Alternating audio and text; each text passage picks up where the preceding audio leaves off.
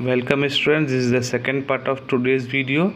Now next, starting Adobe Photoshop. If the Photoshop software is loaded on your computer, you can run it by following the sequence of the steps as given below. Click on start and all programs, that select the Adobe Design Premium CS3, and this you can select Adobe Photoshop CS3. So the Photoshop window will open up on your computer screen with components as shown below.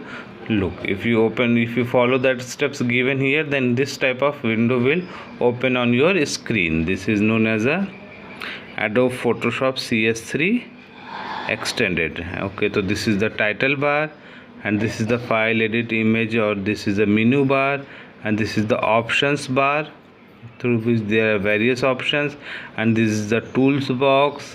Okay, and this is a palette well as a floating palettes and image window. Okay, this is the image window. One thing I also tell you students, you will notice that Photoshop window actually consists of not one but two windows, the Photoshop application window and the image window.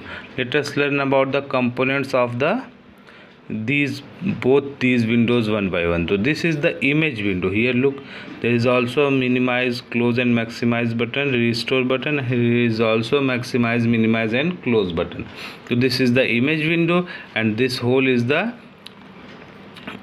Adobe application window. Okay, this is the Photoshop application window, and this is the image window. Okay, if you close this, then the only image window will close, and if you close this, then the Adobe Photoshop CS3 window will close. Okay, so components, there are various components. So one is the components of the Photoshop application window. The following are the main components of the Photoshop application window. One is a title bar, display the name of the program and the window control buttons.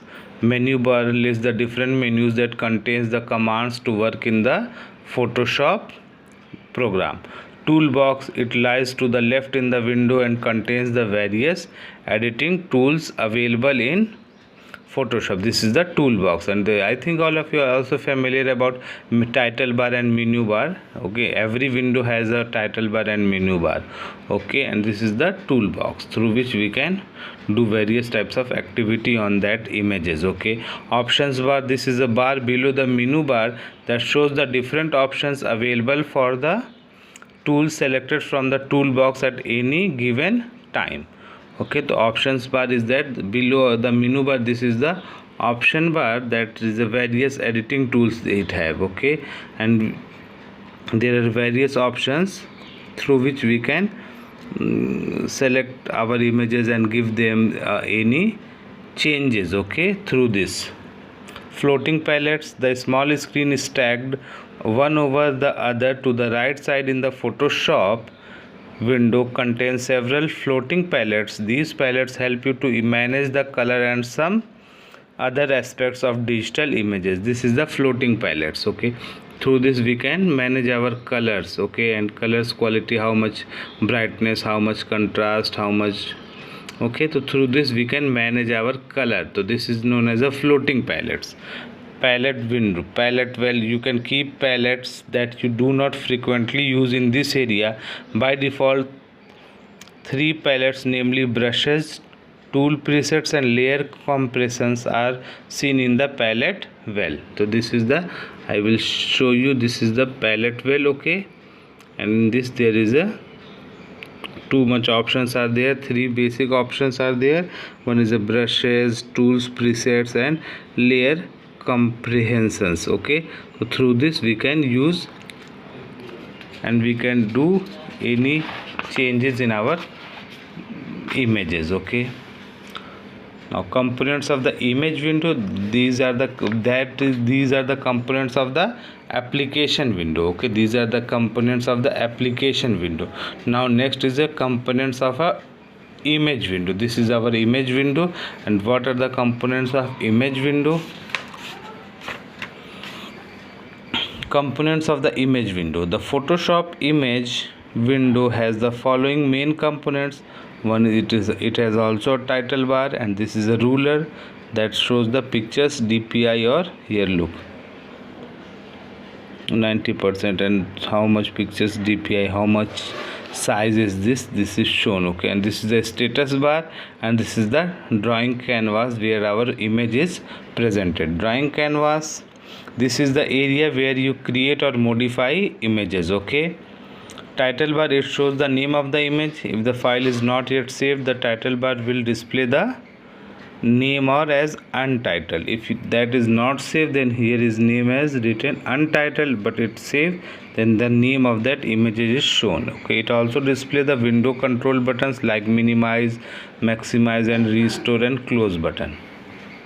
Rulers, these are the present along the top and the left side of the drawing canvas and help in positioning the image properly. This is the ruler inches, like our rulers. Okay, this at the top and the left side, that is the tell about the positioning of the image properly. Status bar, that this is located at the bottom of the image window and displays information like current magnification, size, and so on of the image file. Where is the position, is there, which pixel is shown, and what is the size of that image, everything is shown here. Okay, this is known as a status bar.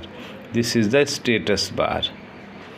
Okay, tip: an image window opens by default when you start the Photoshop CS3. If for some reason the image window does not open by default, use the File New or File Open options to open the image window on your screen. If you open and only the application window will open, then you can open the image window by clicking File New if you want to open the new image window.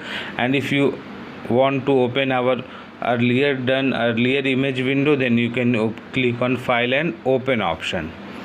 You can open multiple image window in the Photoshop application window at a time. Remember, there are many versions of Photoshop, but here we are using the Photoshop CS3 version. However, the operations that you will learn in the chapter can be done on any other version of Photoshop by following nearly the same procedure. We can use any version of Photoshop. Okay, in this Adobe Photoshops are also the very earlier versions are also in that markets are available, and this is the newly version Adobe Photoshop CS3 version. So you can do same work in that earlier versions and in the new CS3 versions also. So basic file operations in Photoshop. Before learning to use the Photoshop tools, let us learn how to create, open, save, and close an image file in Photoshop. So how you can create a file? So creating a new file. To create a blank new file in Photoshop, follow the steps given below. Select the file new to open the new dialog box. In the new dialog box, assign a name to the file. Specify the width and height of the image. Specify a resolution for the image. Select a color mode from the drop down menu for the file. Select a background type for the file. Click on the OK button. A new file will appear on the screen with attribute as set by you. If you click on File and New, then this is the new dialog box will open. Here you have to write a name for the file, colors, width, resolutions, color mode, background colors, and everything if you selected here, and then you have to click on a OK button, and this type of image will be open. Okay, blank new image. Other file operations, the rest of the operations in Photoshop, open, save, close, exit, and so on, are the same as performed in any other program. These operations are given below. So this is the save as, and save as web. So if you want to save, then to save a file, click on File and Save option. To open the Save As dialog box, click on a file, type arrow to open a drop down menu listing the file formats available in Photoshop. Select a required format, give a name and location for the file, and click on the save button. Okay, then easily you can click on a save button, and then you have to type a name for the file and which type of file format you want. Then you have to select the file format available here. Okay, and then you have to click on save button. There is a shortcut key also, Ctrl plus S means Control plus S key also for saving the file. Save as means helps to save a copy of the existing file. If you want to create a copy of that existing file, then you use the save as file. Save for the web, This helps to save your file for publishing on a websites. Okay, and then open. It helps to open an existing file. Then you have to select, click file and open option. The open dialog box appears. From that folder open, you have to select your image, which image you want, and then select the required files from one listed in the selected drive or folder, and then click on open button. The file will open in the image window. And the close and exit options in the file menu help us to close the image window and the Photoshop application window respectively, because there are two types of restore close button. Okay students,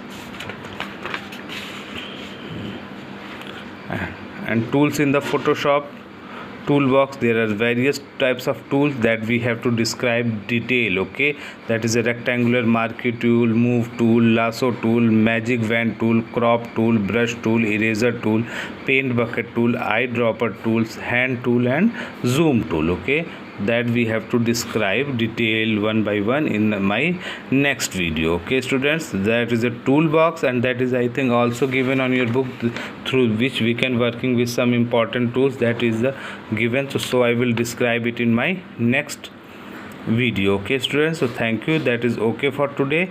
Thank you. Have a nice day.